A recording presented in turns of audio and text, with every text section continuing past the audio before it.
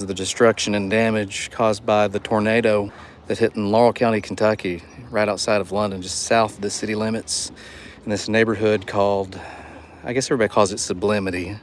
There's Sublimity Springs and there's Sublimity City.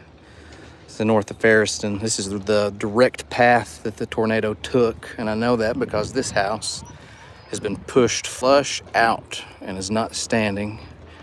And then my house has been pushed down. And my next door neighbor has also been pushed flush out. So the center of the pressure came through here over my house. It's been reported of about 20 fatalities just in this county.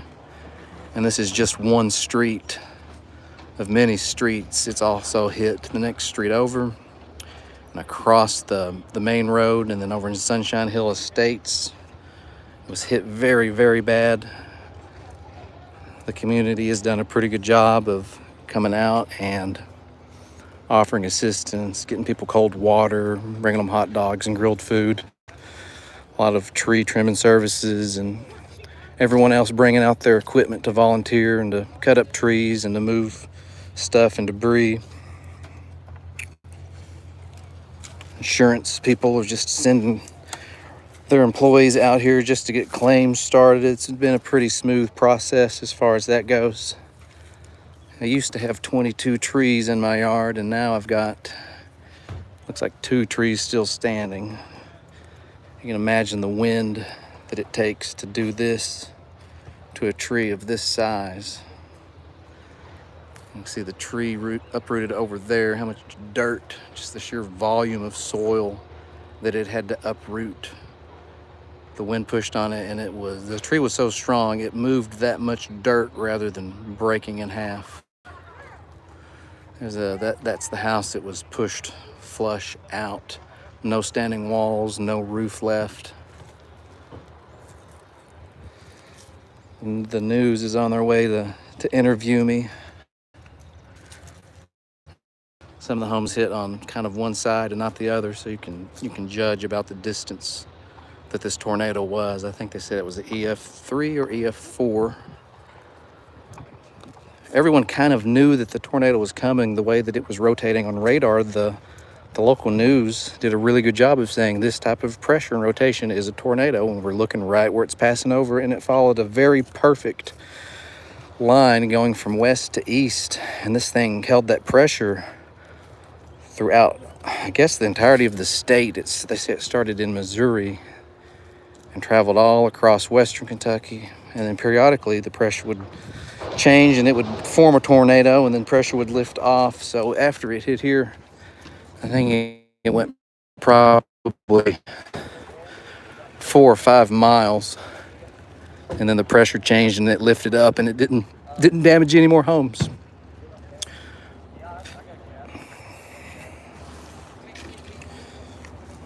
Just do a walk around here. Lots and lots of nails. The rule of thumb, if you have to walk through something like this, is if you see a piece of wood, don't step on it, because the likelihood of it having a nail is very, very high. If you have boots, some boots have steel plates along the sole. Those are pretty much the only thing you can use to come out here and work on this stuff. So the interesting thing here, you see where this roof is? This was this garage, but the garage actually stops where that corner piece of shelf is.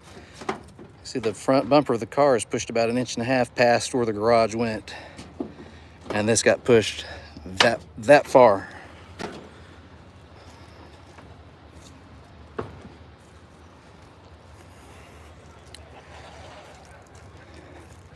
I got lucky. I'm very, very blessed because the roof stayed on my house. And I've crawled in it 3 or 4 different spots. There's a little spot back here. It's kind of like cave exploring. I went through my kitchen window back in there and was able to slide the cabinets, kitchen cabinets, the wall separated. I could slide through that and back under just really tight corners, but I could get into the kitchen and see a few things. And so because that roof is on it, Everything's dry. Once they get the roof off, I can just open all my drawers and cabinets and take out the things that I need. I got to my closet and I've got most of my clothing out. My wife's clothing is still in a spot that I can't get to, so I'm having a crew come to take the roof off. Here's another interesting thing. All this stuff in the backyard, none of it is my stuff. It's all my neighbor's stuff, and my neighbor's stuff got blown over here. Virtually everything of mine stayed in my structure, except for my back door, which is right there. Double French doors, they didn't last. Over here is the air evac medical helicopter hangar that was completely flattened and destroyed their helicopter. Those buildings got pushed. Seems like there's another building that's just not there anymore that was with the helicopter hangar. It's a factory, well, warehouse over there that didn't get touched, but it did knock over, I think I have zoom, a little bit of zoom. It knocked over a semi-truck you can see over there. Scary moment when I showed up here after the storm hit. I went to look at my neighbor's house. 3 people live there, 3 cars are in the driveway. That means they're home. So I started digging for 20 minutes trying to see if they were in this debris, and they were home, and they rode this out, and they got caught in this pile that you see. As soon as the winds stopped, they basically were scratched up really bad and had a broken rib or 2, but they just had somebody come pick it up and take them to the hospital, so that's why they weren't there when I showed up. Me and my wife were not home. I was at work. She was with her mother and father, and they decided to go to somebody's house that had a basement, but they were not in the path of destruction. It did get very close to them, though. It hit maybe 2.5 miles just north of where they were at. So you see how this wall's falling in next to this pine tree and how close the roof is. This is not the original position of the roof. There was 12 feet between my house and this pine tree, so that shows you how much has been shifted over. And I want to show you the bed, my bed in my master bedroom. That's it. And if I had been in bed that night, I would have been very stubborn and said, I'm not going to do nothing, and I would have been crushed to death by the trusses of the roof falling on me, and I would have died.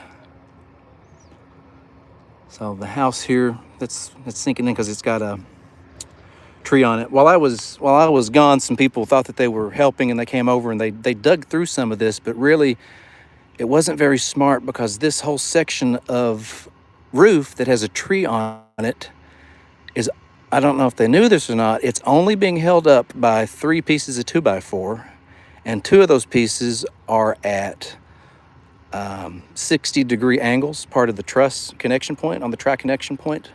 And then there's one big piece that's just pushing down on a wall, and that's why I can't get, those clothes they're right there, but I can't get them because they're under all the pressure of the roof. So once we get the roof off, I can get that. A lot of just weirdness to having to see this of your own home, because you know where things are supposed to be, and it seems odd to see like your closet wall protruding into your bedroom, laying over on top of your bed. My roof happened to be a double roof. When I had a full roof replacement about 1.5 years ago due to some bad winds. And in my state, when you lose some shingles, some law that really favors the contractors, where they pretty much have to give you a new roof. They can't just do sections of it. And so this was the original roof, and they said, it's got so many gaps, we'll put new wood on it. And so they double boarded it up. So it was a really, really robust roof with all new, every component that you can think of on a roof was replaced. And I had a really good contractor, Jacob Kirby. He does roofing in Laurel County, and he knows how to hassle and finagle the insurance companies to where I got an $18,000 roof, and all I had to pay was my deductible. So he did an all-star job. If you need a roof, go see Jacob Kirby. Look him up. That's the only person that I know to recommend. He just did such a good job, and they came and they did it in one day.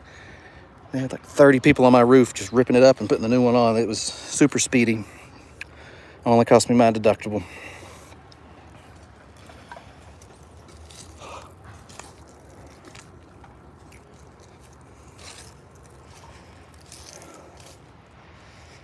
that's about all I know to say about this. If it wasn't getting dark, I'd try to crawl in there and show you the inside of the kitchen and the office. I might do that tomorrow when I have a good crew here with me. But for now, that's just wanted to share with everybody and let the world see this is the path of destruction right down the center.